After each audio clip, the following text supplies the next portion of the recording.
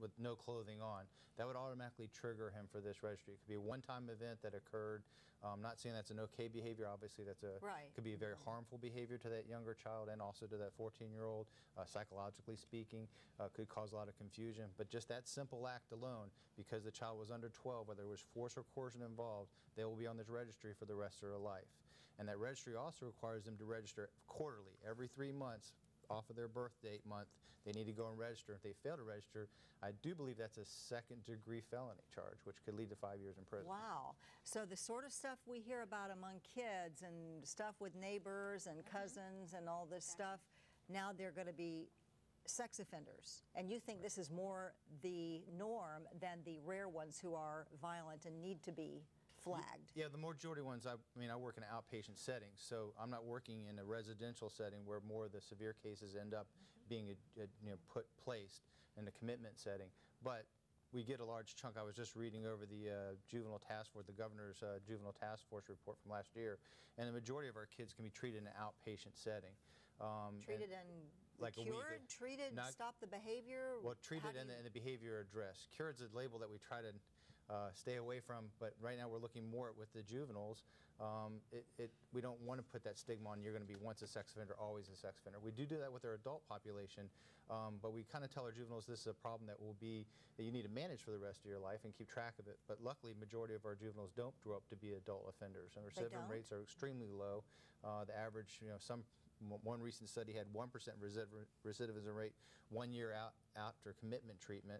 Others showed 10%, a little bit higher in certain things when you do more longitudinal studies with more years behind it. So you think that if you get them young enough, you can treat the behavior, and most of them don't grow up to be adult sex offenders, although some do? Yeah, reports show that this population is highly amenable to treatment. Daryl in Hardy County, your turn. Hey, Kathy. I just want to tell you I enjoy your program. Thank you. What I've been listening to today, it is such a good thing that you can actually put these kids on this list. Because here in Hardy County, not only here in Hardy County, but in the state of Florida, we're finding out that DCF and DJJ, which is a juvenile justice for the young people, they've got two different bylaws and guidelines that they go by. They go by each county one and each state one. And if a kid is doing this stuff in school, okay, they've got two ways that they could punish them for it. Now, we've got a situation here in Hardy County that one 14-year-old boy has not only molested his brother, but 3 other young boys in the same neighborhood.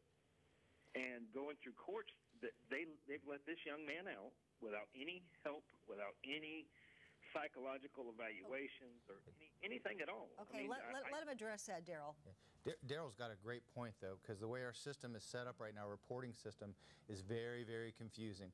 If you pick up the line today and call 1-800-96-ABUSE to the Florida Registry and try to report that a child of age 14 has allegedly done something sexual to a younger child, and you suspect that it's abusive, which is our obligation as mandated reporters, the abuse registry currently then just says, well, that's not a reportable offense with us. We're going to transfer you to local law enforcement, and they transfer you to local law enforcement, where you're not exactly mandated to have to report to, but most clinicians do.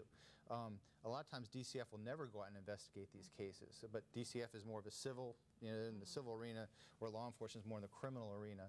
But a lot of times those cases don't get followed up on. They don't get pursued. DCF never attaches anybody to follow that case. They don't get treatment. And then they don't get treatment. Exactly, and they don't get referred to treatment. The key is to get young men like this into treatment and get these issues addressed.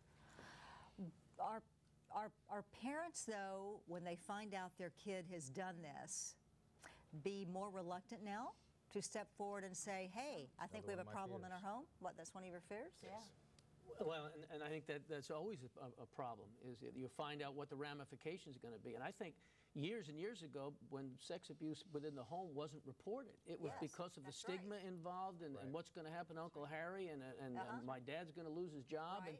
And so consequently, it wasn't done. This is just one more thing that's going to be discussed within the family unit, that they're going to say, we're not going to report it. And without reporting, no help.